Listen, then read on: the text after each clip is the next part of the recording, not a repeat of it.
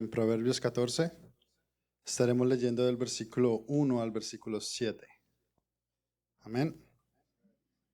Dice la palabra: La mujer sabia edifica su casa, pero la necia la derriba con sus manos. El que anda en rectitud teme al Señor, pero el de perversos caminos lo desprecia. En la boca del necio hay una vara para su espalda, pero los labios de los sabios los protegerán. Donde no hay bueyes, el pesebre está limpio, pero mucho rendimiento se obtiene por la fuerza del buey. El testigo veraz no mentirá, pero el testigo falso habla mentiras. El insolente busca sabiduría y no la halla, pero el hombre entendido, el conocimiento es fácil. Apártate de la presencia del necio, porque en él no discernirás palabras de conocimiento. Amén. Amén, familia. Qué bendición. Acompáñenme a orar una vez más y pedir a Dios que sea con nosotros. Mi Dios, te damos tantas gracias nuevamente por esta mañana. Mi Dios, estamos ante ti y se nos recuerda, mi Dios, que tenemos que tomar la decisión diaria de venir a ti. Y por Cristo ahora es posible, mi Dios. En un tiempo Josué le dijo al pueblo: ahora pues teman al Señor, sírvanle con integridad y con fidelidad. Quiten los dioses que sus padres sirvieron al otro lado del río y en Egipto. Sirvan al Señor. Y si no les parece bien servir al Señor, escojan hoy. ¿A quién han de servir? ¿Si a los dioses que sirvieron sus padres que estaban al otro lado del río? ¿A los dioses de los amorreos en cuya tierra habitan? Pero yo y mi casa serviremos al Señor. Mi Dios, esta es nuestra oración. Que en esta mañana tú nos concedas responder a la pregunta: ¿a quién serviremos? Y que tú nos concedas, por ya la obra terminada y perfecta y segura de Cristo, la continua obra presente del Espíritu en nosotros, decir: yo y mi casa serviremos al Señor. Padre, edifícanos, te lo rogamos para gloria de tu nombre. En el nombre de Cristo Jesús oramos. Amén. Pueden tomar asiento, familia. Qué bendición regresar a Proverbios, estar con ustedes en esta serie de Proverbios. Y no sé cuántos de ustedes pudieron ver que ayer fue el servicio conmemorativo del pastor John MacArthur, quien obviamente se hablará de él por el resto de la historia del cristianismo, ya que su influencia fue enorme. En lo particular no fue para mí uno que influenció mucho mi teología. Lo admiro, lo quiero muchísimo, pero ayer viendo este servicio conmemorativo, obviamente a lo largo de los años y más que estoy pastoreando, lo admiro más.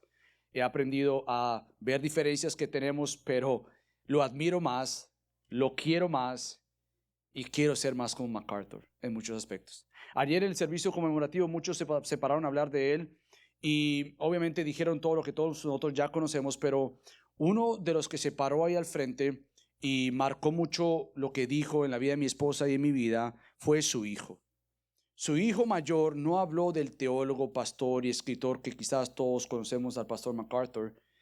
Su hijo habló de su papá como aquel que vivió en la casa lo que predicaba desde el púlpito, como aquel que dedicó tiempo a construir su casa, como aquel que invirtió horas para amar a su esposa, amar a sus hijos y amar a sus nietos.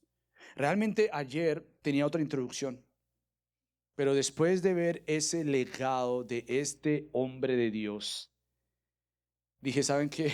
¿Qué mejor manera de hablar de edificando mi vida para edificar mi casa que dar gracias a Dios por un ejemplo más de un hombre imperfecto siguiendo al perfecto Cristo y lo que este Cristo perfecto hace en un hombre imperfecto?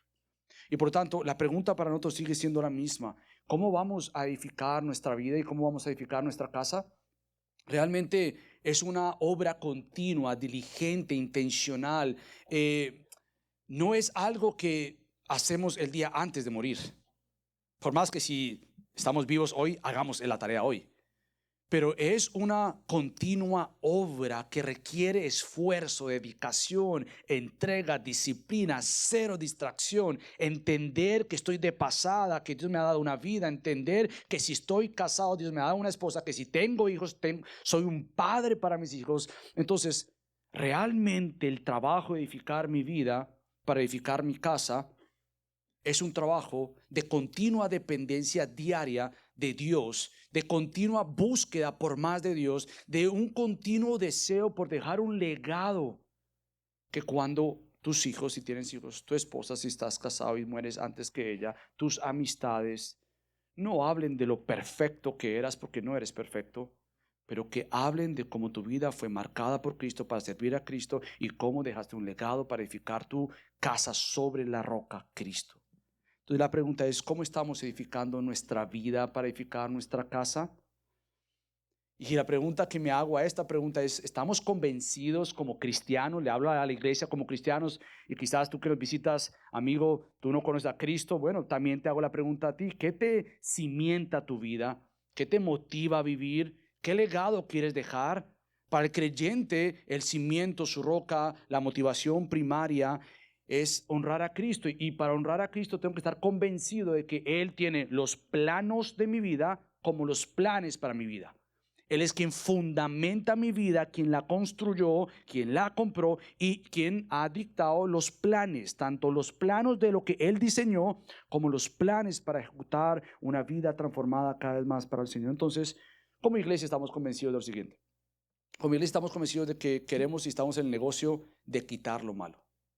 Estamos convencidos que venimos a Cristo con un montón de cosas que tiene que ser cada vez más santificado, tiene que ser cada vez más quitado lo malo para poner lo bueno. Estamos convencidos que Dios en Cristo quebranta para sanar. Y este es un título de una predicación de Pastor Luis que predicó hace 3 domingos, creo. El Dios que quebranta para sanar. Estamos convencidos que Dios destruye el pecado para edificar una vida santa. Estamos convencidos que Dios quita lo malo para poner lo bueno, y todo esto es posible por Cristo. Nosotros podemos contestar la pregunta de Josué: ¿podremos servir a Dios en nuestra casa? Podemos contestar a la pregunta de Salomón: ¿cómo edificamos nuestra vida para edificar nuestra familia? Y todo eso lo pasamos por medio de la cruz, por medio de la obra de Cristo, por la persona de Cristo, y decimos: sí, es importante edificar nuestra vida para edificar nuestra casa. Como cantamos hace unos minutos, pusiste en orden todo el caos. Y todavía hay vidas que están llenas de caos. Y todavía se necesita la obra continua de Dios para santificarnos, transformarnos, para ser más como Él. Entonces, sí, queremos edificar nuestra vida para edificar nuestra casa. Y con esto en mente, entonces, tenemos 7 versículos que nos dan 7 acciones para edificar nuestra vida y nuestra familia. Bien fácil. Yo quiero que tú tengas tu Biblia abierta, porque cada palabra que yo voy a mencionar no la busqué en ChatGPT, no la busqué en Google, no la busqué en un diccionario, ni tampoco soy tan creativo como para imaginarme qué fue lo que voy a decir. Fui al texto y veo 7 versículos con 7 acciones que van a edificar tu vida y van a edificar tu familia. Ahora, quizás tú no estás casado y dices: bueno, pues me voy a esperar a que me case. No, no esperes. Por eso el orden: edifica tu vida para edificar tu casa. Y si estás casado, no esperes a que tu esposa o tu esposo comience. Si tú eres el líder, el hombre, tú comienzas. Porque es lo que Dios quiere y espera de nosotros. Comencemos a edificar nuestra vida según la obra perfecta de Cristo. Entonces aquí están 7 versículos y 7 acciones para edificar tu vida y así edificar tu casa. Lo primero es sabiduría. Eso lo ven en el versículo 1. La mujer sabia edifica su casa. Yo lo que quiero hacer en el resto de la prédica es darte esa palabra, definirla según Proverbios, según la Biblia, y entonces ¿cómo se ve? Dame una definición y cómo se ve, para que entonces tú puedas tener conceptos bíblicos para una acción bíblica, no un diccionario para ver cómo lo puedo hacer yo.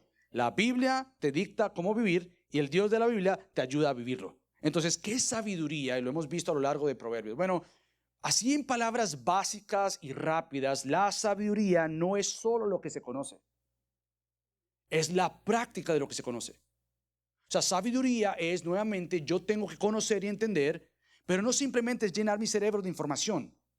No es simplemente memorizarme la Biblia, por más que eso está bien. No es simplemente conocer el orden de la Biblia, como estamos viendo en Peregrinos. Es practicar lo que se conoce en cuanto a la palabra de Dios. Sabiduría no es acción sin palabras.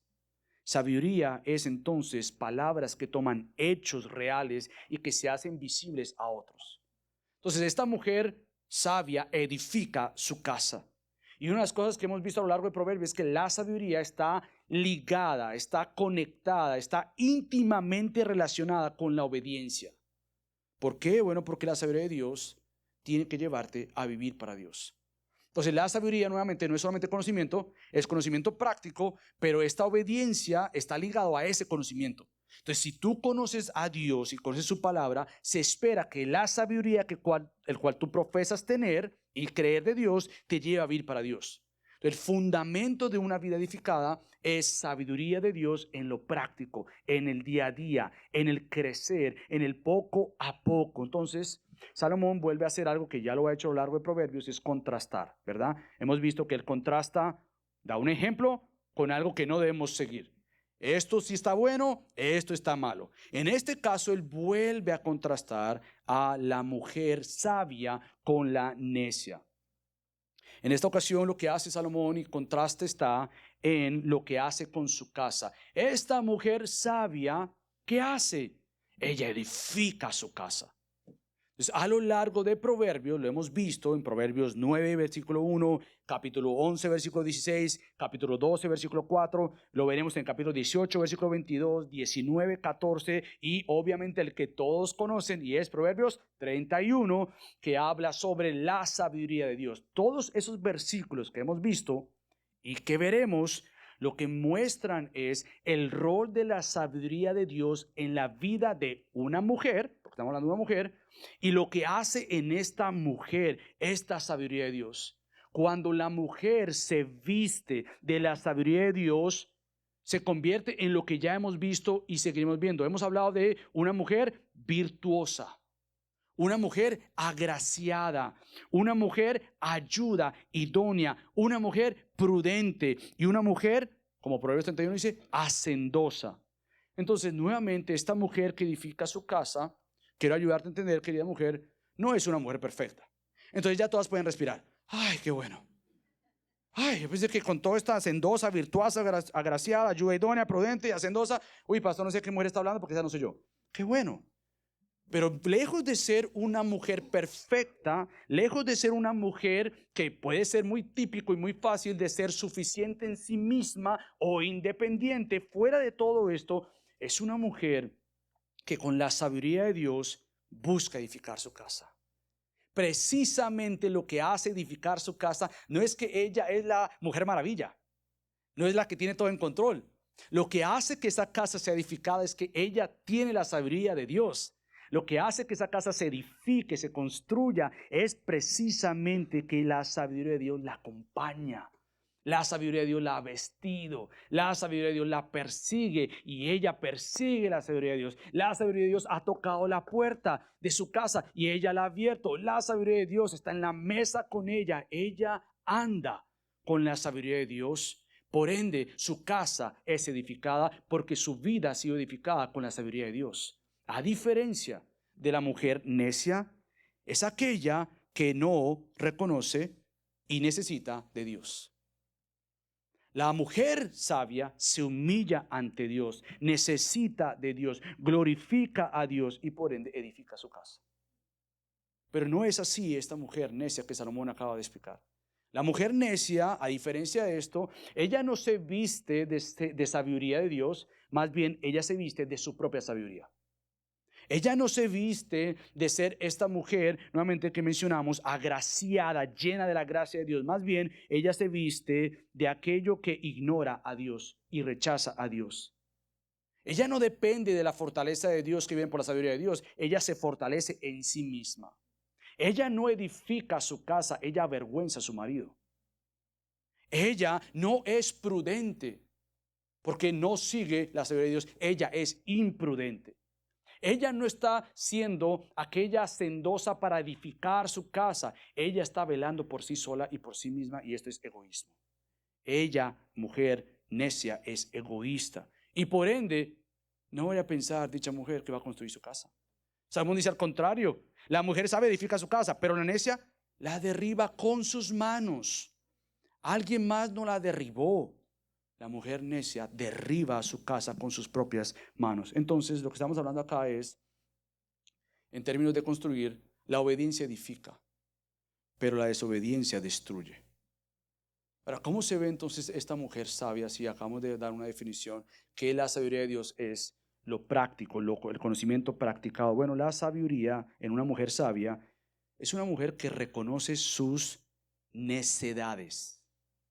Lo que hace que una mujer, y yo estoy hablando de las mujeres porque el texto está diciendo a las mujeres, no crean que los hombres somos muy obedientes, ya vendrán los hombres, pero lo que hace que una mujer sea sabia es que precisamente se ve siempre ante Dios.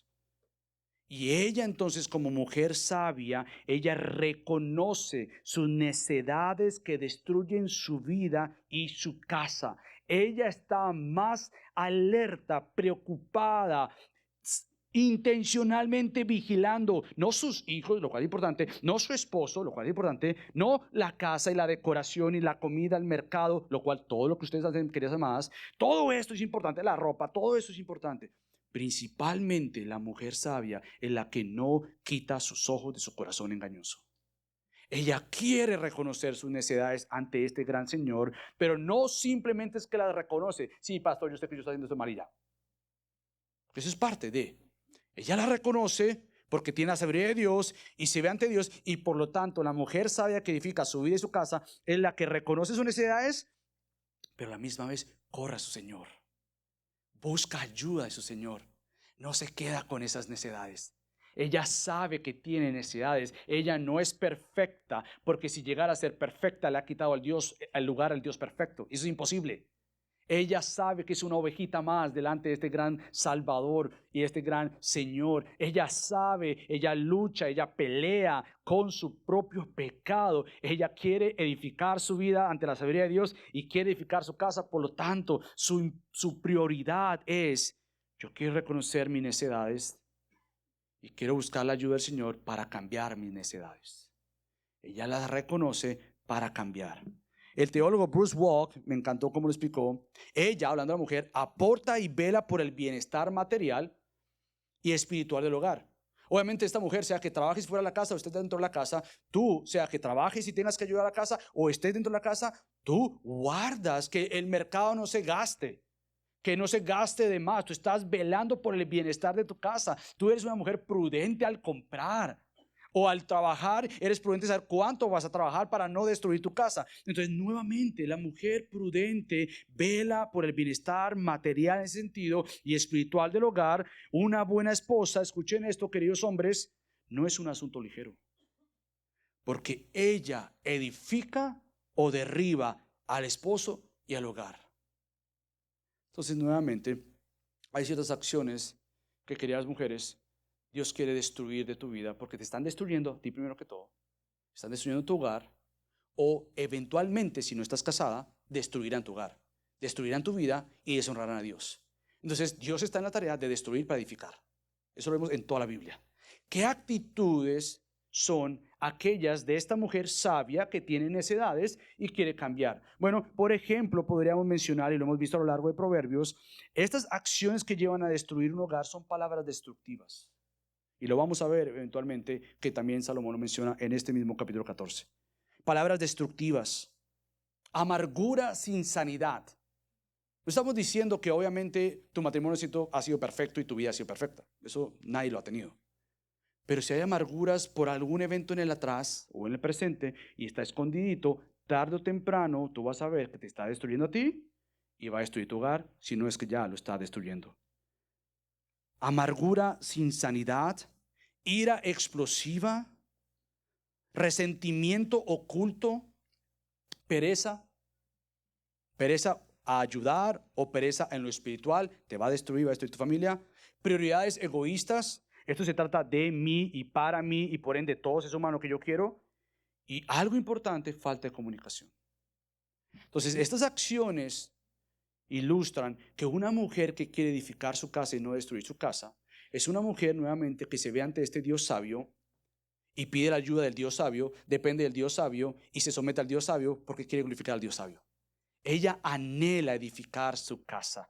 Ella quiere ver su hogar feliz, alegre, pero no superficialmente. Ella quiere muy profundamente que sus hijos la honren, que su esposo la respete. Por ende, amada mujer, que Dios construya en ti la sabiduría suya para que te use como un puente para edificar tu casa, tu esposo y tus hijos. Entonces, nuevamente, amadas hermanas, ser una mujer sabia es algo bueno. Ser una mujer sabia según la Biblia. Porque estoy convencido que estás convencida que ser una mujer sabia según el mundo, según afuera, es lo mejor que hay. Pero quiero decirte, con la palabra de Dios, que tú sigas a Dios, porque la verdadera sabiduría se encuentra en Dios y en la palabra de Dios. Que tu corazón quiera, desee, anhele crecer en cómo ser una mujer sabia que edifica su casa. ¿Cómo serlo? Bueno, gracias a Dios hay hermanas que te quieren ayudar. Está la palabra de Dios. Estamos nosotros para ayudarte. Amada mujer, edifica tu casa para dar testimonio que eres una mujer sabia, no perfecta, sabia, que tiene al Dios perfecto. Segunda acción es rectitud. No sé si te diste cuenta, el versículo 2 dice, el que anda en rectitud teme al Señor, pero el de perversos caminos lo desprecia. ¿Qué es la rectitud según Proverbios? Bueno, la rectitud según Proverbios es andar. Y me encanta que Salomón conecte la rectitud no simplemente con una condición de mi persona o un estatus de mi persona o una declaración de mi persona, yo voy a explicar qué quiere decir todo esto, sino también es precisamente un andar. Es decir, si la rectitud es andar, quiere decir que es caminar o vivir en el temor del Señor. Es decir, la rectitud no simplemente se recibe para guardarla. La rectitud se recibe para ilustrarla, para mostrarla.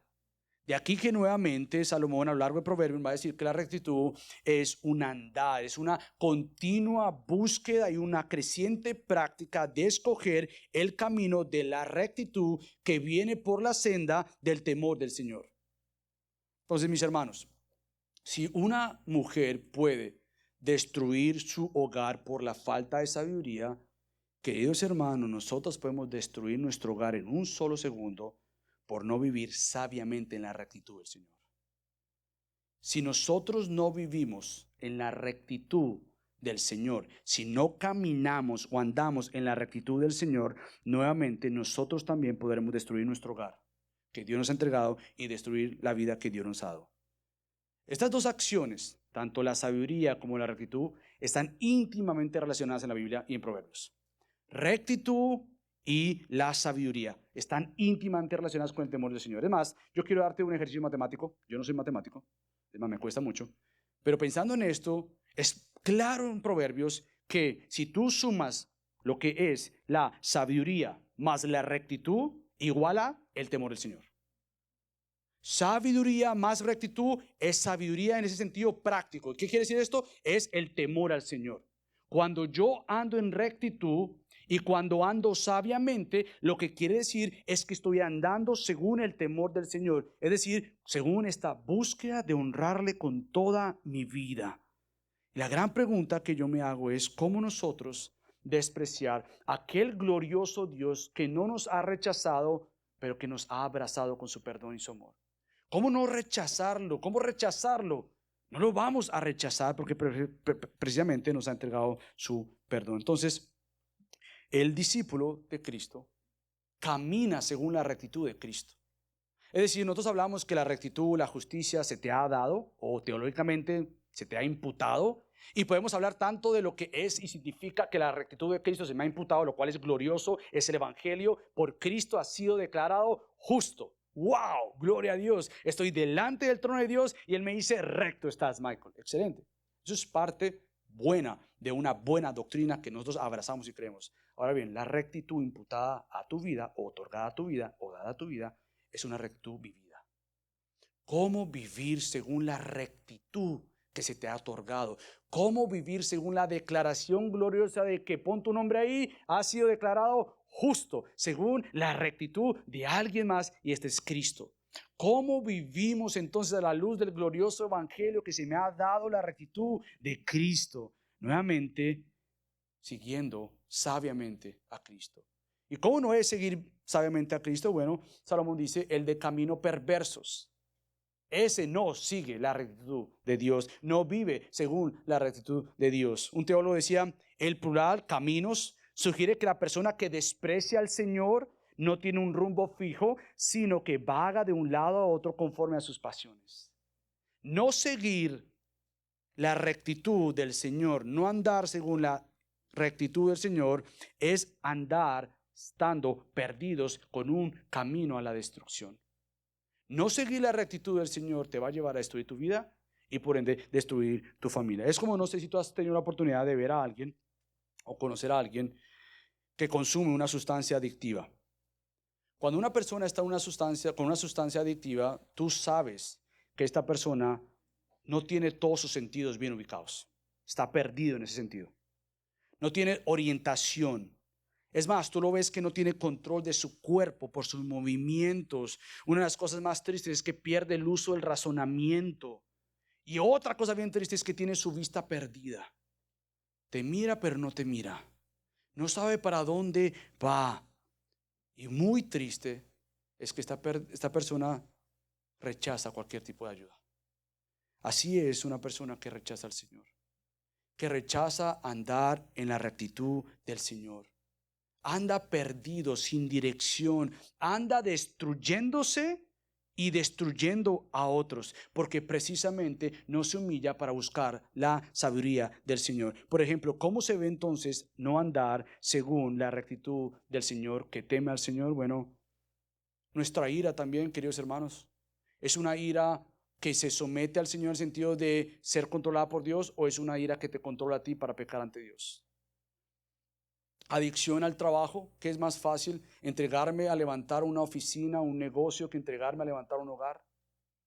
¿Qué será el mejor legado para tu familia? Yo no estoy diciendo que dejes de trabajar, porque Proverbios te va a contestar, no seas un perezoso, tienes que trabajar. Pero ¿qué es prioridad para tu vida? Regresando al comentario del hijo de MacArthur sobre su papá, lo que más mencionó él no fue todos los libros que nosotros podemos decir y damos gracias a Dios porque Dios los usó. No son las instituciones que quedan como legado de John MacArthur. Lo que él mencionó es el legado que su papá dejó en la vida de sus hijos y de sus nietos y de su esposa.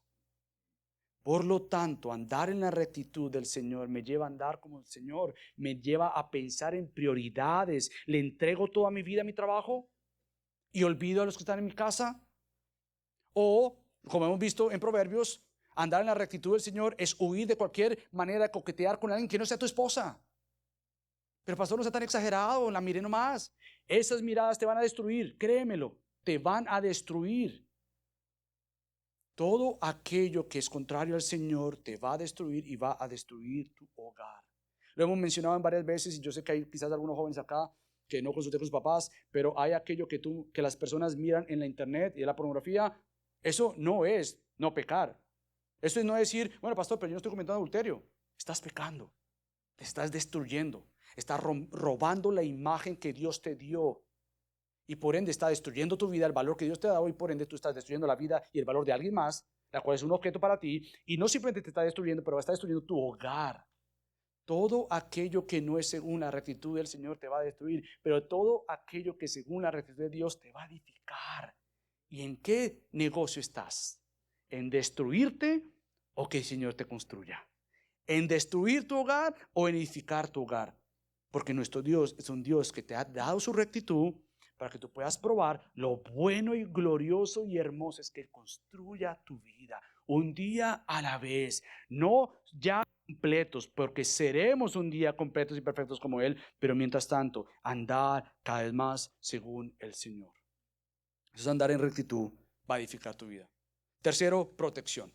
Mira lo que dice el versículo 3, en la boca del necio hay una vara para su espalda, pero los labios de los sabios los protegerán. ¿Qué es protección según este versículo? Bueno, la protección tiene que ver con el resultado de escoger sabiamente mis palabras. Escoger sabiamente mis palabras, porque mis palabras revelan la sanidad de mi corazón.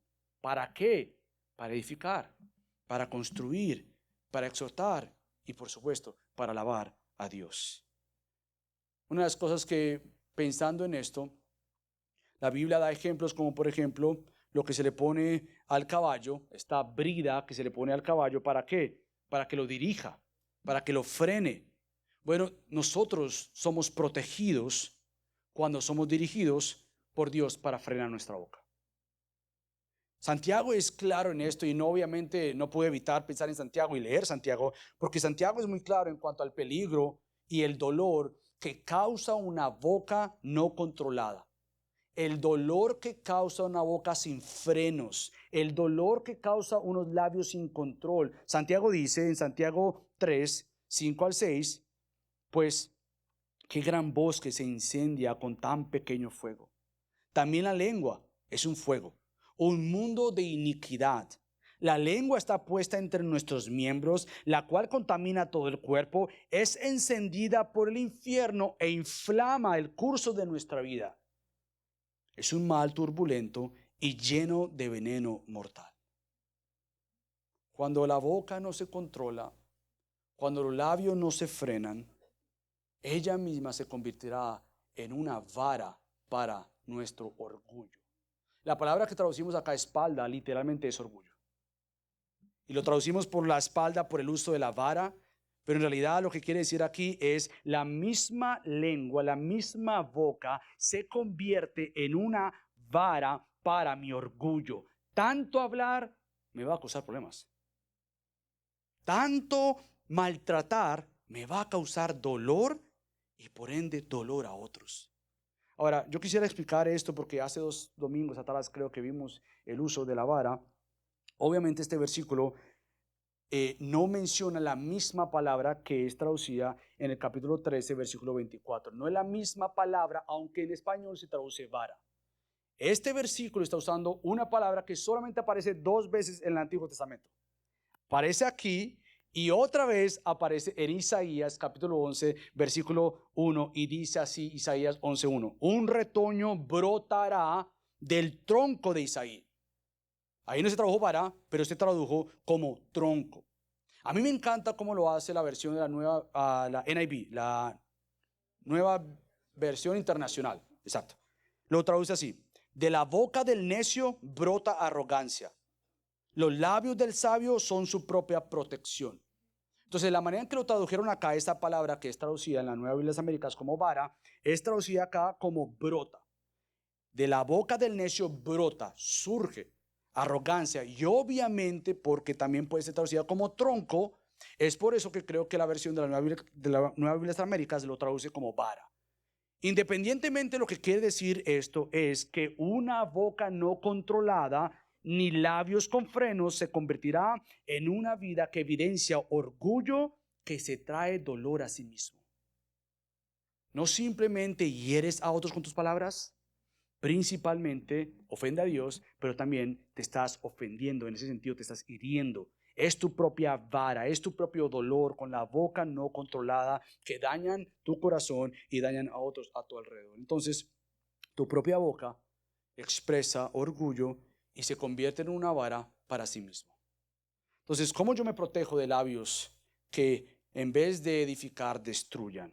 Bueno, ¿sabes los labios que Dios honra, la boca que Dios honra y la boca que Dios quiere crear en nosotros como el fundamento de que ya tenemos un nuevo corazón en Cristo? Bueno, los labios que honran a Dios son aquellos que hablan con Dios en oración. Son aquellos que traen a Dios las cargas del corazón, las amarguras del corazón, los dolores del corazón, los pecados de otros, pero los pecados nuestros. Son aquellos que en vez de hablarse consigo mismo, son aquellos que hablan a Dios, vienen a Dios. Son aquellos nuevamente que confiesan su pecado ante Dios antes de ver el pecado del que me ofendió tan grande y tan fuerte y no ver mi pecado. No estás diciendo que el pecado de otro es mínimo o se minimiza o no es importante. Tú lo que estás haciendo es que primero que todo estás protegiendo tus labios, confesando tus pecados delante de este Dios santo. Estos labios que son guardados y por eso son protegidos, son aquellos que atesoran la palabra de Dios en su corazón. son los que cantan la palabra, son los que cuentan la palabra, son los que memorizan la palabra, son los que quieren día a día crecer en el conocimiento del Señor. ¿Por qué? Porque no quieren pecar con el Señor. No quieren ofender al Señor. Nuevamente están ligados con la sabiduría, están ligados con la rectitud. Una vez yo quiero andar en rectitud, en sabiduría, camino como el Señor y por ende cuido mis labios, cuido mi boca. Son aquellos nuevamente que dan palabras de vida a otros en vez de destruir a otros. Entonces, Dios quiere guardar nuestros labios. Cuarto, dice el rendimiento. Déjame explicarte de dónde yo saco esto. Donde no hay bueyes, el pesebre está limpio, pero mucho rendimiento se obtiene por la fuerza del buey. ¿Qué quiere decir rendimiento en Proverbios? Bueno, en Proverbios rendimiento quiere decir fruto. Cuando yo estudié esta palabra dije, wow, ¿cómo voy a explicar rendimiento? Bueno, Salomón la usa en varias partes de Proverbios y es traducida de diferentes maneras. Rendimiento quiere decir fruto. Es aquello que se produce. Son las utilidades y la ganancia de lo que estás haciendo. Entonces, en este versículo es interesante que lo que se enfatiza es el bien o el rendimiento de lo que surge del trabajo esforzado del buey. Este animal en el Antiguo Testamento servía como un camión hoy en día, como un truck. Este buey, este animal, era aquel que por su fuerza se le colocaba todo el peso en su espalda y entonces él araba la tierra, trituraba el ganado y transportaba cargas pesadas con su fuerza. Ahora, de aquí que de nada le serviría a un labrador, a un granjero, tener todo su terreno limpio, el pesebre limpio, pero no tiene nada que comer. No le serviría de absolutamente nada. ¿Por qué? Porque es mejor el esfuerzo y la dedicación del mantenimiento del pesebre, porque eso significa que hay trabajo y que hay comida. Ahora, ¿cómo se ve este rendimiento en nuestra vida? Es cierto que en el sur de la Florida y en todo lado del mundo, pero yo digo el sur de la Florida porque el sur de la Florida es, por lo menos lo he visto mucho más acá, ya viviendo en el estado de Minnesota. Pero en Florida es cierto que nosotros le damos mucha prioridad a nuestras casas. El rendimiento nuestro es que nuestra casa luzca como revista.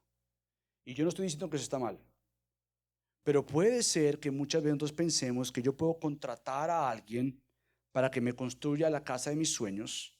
Puedo pagarle a alguien para que me remodele mi casa. Pero escucha bien, tú no le puedes pagar absolutamente a nadie para que edifique tu vida y tu hogar. Nadie va a hacer ese trabajo por ti.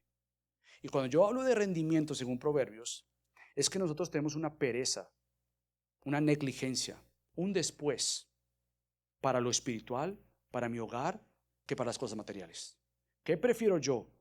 Y no estoy diciendo que está mal, pero sí está mal la prioridad que le damos a lo físico y no a lo espiritual. ¿Qué prefiero yo? Mi casa bien lista. Créanme, en nuestra casa hay muchos proyectos. Créanme. Yo soñaría con remodelar mucho en mi casa, si no toda mi casa. Pero ¿sabes qué pasa? Es tan fácil invertirme en lo físico, porque uno, pues lo veo inmediato. ¡Boom! Todo renovado, genial. Pero ¿sabes qué? Dios es exaltado cuando también y primordialmente le damos prioridad a nuestro hogar, a nuestro corazón, a nuestra familia. Esto Dios se exalta porque Dios está interesado en edificar nuestro hogar más que edificar nuestra casa física. ¿Qué es pecado edificar la casa? Nadie está diciendo eso, entonces no vas a comer por allá afuera, remodelar la casa es pecado. No. Ahora bien, si hay un énfasis en remodelar tu casa y no trabajar en tu hogar, puede ser que te lleve a destruir tu hogar con una casa arreglada. Y de nada te sirve esto. Es como aquel hombre que quiere tener el pesebre todo limpio, pero no hay buey. Pues no va a comer. Sin embargo, él prefiere tener el buey que trabaje y él mismo trabajar limpiando todo lo del pesebre, que haya comida y todo eso, pero lo que resulta es que tendrá ganancia, tendrá utilidad. Bueno, quizás el trabajar en tu hogar, quizás no, te va a tomar un montón de trabajo. Quizás no lo vas a ver hoy, quizás no lo vas a ver mañana, pero vuelvo y regreso al testimonio de John MacArthur. Y es la primera vez que yo creo que usaba a John MacArthur tantas veces. Pero porque es tan importante su testimonio. Pastor John MacArthur murió a los 80 y tantos de años, 86.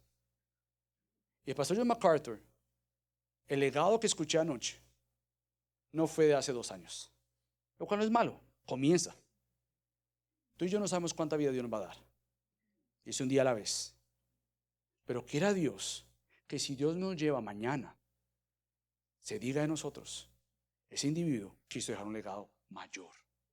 Si Dios te da 20 años más, 30 años más, 10 años más, 50 años más, ¿van a decir que tú rendiste en edificar tu vida, tu familia? Que obraste para Dios, honrando a Dios, y por lo tanto esto requiere nuevamente esfuerzo, dedicación, determinación, intencionalidad, rendimiento que produce buen fruto. Buen fruto por Dios y para Dios. Entonces, nuevamente, querida familia, no nos confundamos. Menos en una cultura tan materialista. En una cultura que consume, que te muestran que lo que están vendiendo afuera tú lo necesitas. Porque tú miras tu celular y dices, pues está viejito, tú lo necesitas. Tú miras tu carro y dices, pues está viejito. Tú miras tu casa y hay nuevas cocinas, hay nuevo piso, hay de todo nuevo. Pero tú miras la palabra y dices, Dios quiere formar un corazón en mí. Yo necesito esto para edificar mi casa. Entonces requiere humildad. Pero vuelvo y te digo, con la ayuda y la sabiduría de Dios, por Cristo y su Espíritu Santo en ti, verás el fruto. Y mira, yo te lo digo de experiencia, no hay nada más glorioso que ver la obra de Dios y permitiéndote ver fruto en tu propia vida. Eso no lo cambio por nada. Por nada. No me importa, me va a dar $1.000.000 ahorita. Llévatelo, gracias, no lo quiero. Pero tú tienes que estar convencido que lo mejor para ti y para tu familia es ser formado más a la imagen de Cristo. Nada se compara a la gloriosa verdad de ser formado por Cristo. Por lo tanto, quinto, y voy avanzando, honestidad. El testigo veraz no mentirá, pero el testigo falso habla mentiras. ¿Qué es la honestidad? Bueno, la honestidad para Salomón y para la Biblia es la verdad. Ser honesto significa que levantaré la verdad de Dios en todo conflicto. No buscaré ganar, porque nuevamente mi deseo, nuestro deseo mayor es que la verdad de Dios sea exaltada, por ende que Cristo sea exaltado. Yo voy a cualquier lugar, a cualquier conversación en mi casa a morir porque yo no quiero ganar, por más que yo quiero ganar. Y por eso es morir a uno. Entonces la honestidad nuevamente está ligada con que yo voy a velar por la verdad. Eso es mi meta. Y me voy a someter a ella. Voy a exaltar a Dios y su verdad, no mi manera de ver las cosas. Porque nuevamente es muy fácil en un hogar, en una vida, mantener un estatus o la esquina del debate y del combate. Y vamos a estar aquí batallando a ver quién tiene la razón. Y como dice Pastor Luis en consejería, los dos son parte del problema. Ustedes dos son los que tienen que trabajar. Entonces, nuevamente es Dios quien quiere formar en nosotros hogares honestos, hogares de verdad, hogares que levanten la diligencia de honrar a Dios en todo momento, especialmente en los conflictos. Entonces, ¿cómo se ve o cómo se vela por la honestidad para edificar? Bueno, algo muy típico podría ser que nosotros queremos exagerar lo que pasó. Y somos expertos en exagerar, en elevarlo a situaciones que tú dices desde afuera, yo no lo veo así. Es que tú no eres la que siente eso. Bueno, está bien, yo no lo siento, pero no es así. Entonces, honrar la verdad es tan difícil porque precisamente me recuerda que la verdad no está rígida o controlada por lo que yo sentí. Obviamente voy a decir la verdad si me ofendió, obviamente voy a decir si yo ofendí, pero nuevamente la verdad es exaltada cuando no es exagerar lo que pasó, tampoco exagerar lo que el otro hizo y minimizar lo que yo hice. No, es que fuiste tú. Bueno, yo simplemente respondí. Es exagerar, entonces no se honra la verdad ni la honestidad cuando se exagera un punto, especialmente del otro, y minimizo el mío. O también no ser en este sentido honesto es y puede ser cambiar la versión. O solamente ver el conflicto desde una perspectiva. Lo veo desde este ángulo. ¿Y cuánto has puesto a pensar cómo lo ve la otra persona? Entonces, ser honesto es nuevamente levantar la palabra de Dios, la verdad de Dios y decir, vamos a someternos a ella. No a lo que tú piensas, no a lo que yo pienso, pero qué es lo que Dios dice. Y cuando me toque reconocer que yo he fallado a esa verdad, entonces yo me someto a esa verdad. Porque yo no vine a ganar. Yo vine a edificar mi vida. Edificar mi hogar. Y para edificar mi vida y edificar mi hogar, la mayoría de las veces yo tengo que someterme en ese sentido en que yo sé que estoy mal. Más bien me someto a la verdad de Dios. Porque gran parte de los problemas que destruyen nuestra vida y nuestra casa surgen porque no cedemos a la verdad de Dios. Estamos en esquinas opuestas, nos mantenemos ahí a ver quién primero cede a lo que el otro dice. Y lo mejor que podemos decir, espérate, no es lo que tú dices, no es lo que ella dice, es lo que Dios dice. Nuestro llamado es honrar a Dios, someternos a Dios, vivir para Dios. Entonces, nuevamente, cedemos. Entonces, una conversación que busca solucionar el problema comienza que los dos van a Dios. Los dos vamos a Dios. Vamos a honrar a Dios juntos. Vamos a pedir ayuda juntos. Vamos a rogar que Dios dé un corazón humilde que edifique al individuo, pero que edifique la casa la cual está compuesta con esos individuos. Entonces, a la final, la honestidad tiene que ver con someterse al plan de Dios.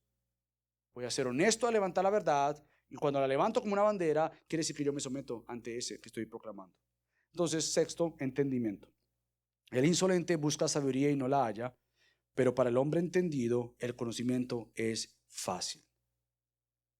Aquí está que uno podría decir, bueno, entendimiento es lo mismo que la sabiduría, pero no. La sabiduría e instrucción vienen por la búsqueda del entendimiento. El entendimiento es aprender, y el entendimiento tiene como objetivo la sabiduría y la instrucción de Dios. Así es que comienza Salomón en Proverbios. Proverbios 1:2 dice que estos son los escritos que buscan entendimiento para aprender sabiduría e instrucción. Entonces, el entendimiento nuevamente es aquella acción que busca urgentemente conocer a Dios. Es esta búsqueda intensa nuevamente de que no quiero endurecer mi vida. Más bien quiero seguir los planes de Dios. Urgentemente conoce a Dios para que Él entonces enderezca nuestros caminos. El entendimiento debe ser entonces una búsqueda con una disposición del corazón por guardar lo aprendido y vivirlo con humildad. Entonces, nuevamente, la pregunta no es si tú estás buscando entendimiento, es si lo buscas en el lugar correcto, en la persona correcta y con la actitud correcta. ¿Cómo lo buscas? ¿Sabes por qué?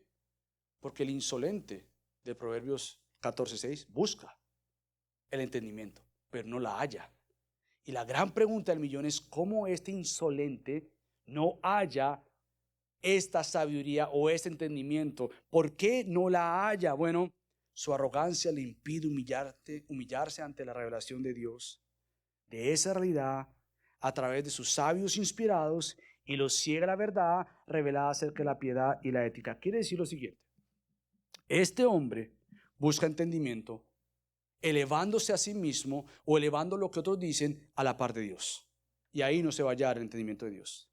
Nosotros no podemos buscar entendimiento de Dios dándole de alguna manera el mismo valor e importancia que las opiniones de los expertos, los influencers o tu propio entendimiento. Tú no puedes equiparar, no puedes decir, ok, voy a buscar entendimiento de Dios, pero no voy a olvidar de lo que escuché acá. No, todo lo que tú escuches fuera de la palabra de Dios tiene que estar sometido a la palabra de Dios. Y este individuo no quiere hacer eso. Este insolente busca la sabiduría, pero no lo va a dejar lo que él cree. Él no va a dejar lo que otros le han dicho. Aquellos sabios que el cual él está escuchando. Y Salomón dice, es insolente, no va a hallar entendimiento. Porque nosotros venimos ante el único sabio, aunque tengamos un conocimiento de otras cosas o hayamos leído, toda información tiene que estar sometida a lo que Dios nos ha revelado en su palabra. Por eso, por su arrogancia, no encontrará el conocimiento del Señor. Ya que el entendimiento de Dios es infinito e inerrante, pero el nuestro es finito y errante.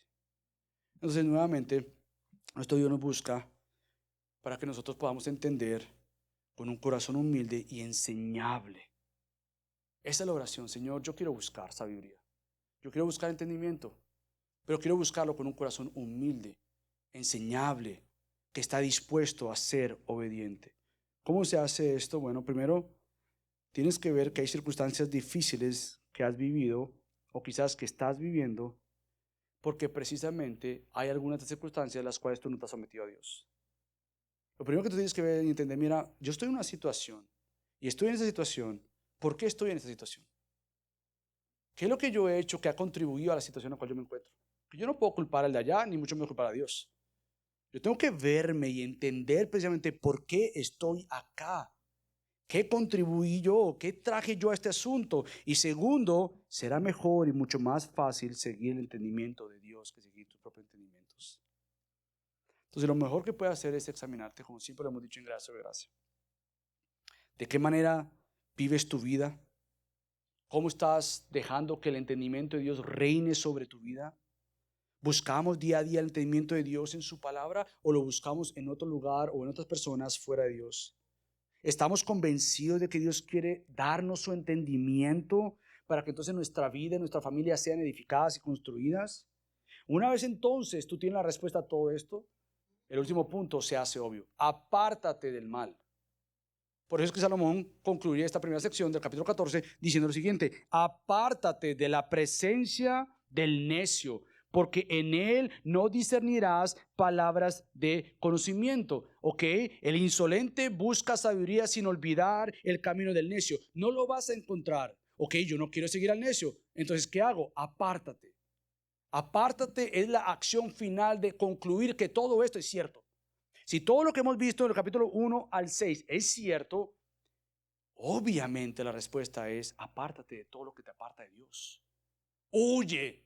No, pero no tan exagerado, es que entramos en el tema del legalismo. Mira, no es legalismo. Si te está llevando a pecar, Dios quiere que seas santificado. No estamos diciendo que vas a ser salvo por tus obras, ni mucho menos que te vas a mantener cristiano por tus obras, porque son las obras de Cristo. Pero las obras de Cristo te empoderan para apartarte de todo aquello que te aparta de Cristo, porque precisamente ya le perteneces a Él. Ya eres suya, ya eres suyo. Por lo tanto, el apartarse de todo lo malo es la decisión intencional de abandonar el camino del necio, porque precisamente ha entendido que el necio no tiene conocimiento. Entonces nosotros no nos apartamos del necio para ir a la presencia de otro necio, que soy yo. Nosotros nos apartamos de las necesidades de afuera con las necesidades de mi corazón, precisamente para venir a el Señor. Entonces, ¿cómo somos edificados? Bueno, todo lo que tú escuchas, absolutamente todo. Todo lo que tú leas, todo lo que tú veas, tiene que pasar por este conocimiento del Señor. Y si en algo tú estás, en ese sentido, mirando o escuchando o hablando, que no tenga la aprobación del Señor, lo que el Señor te ha empoderado por medio de su Espíritu Santo es apartarte de eso, huir de eso.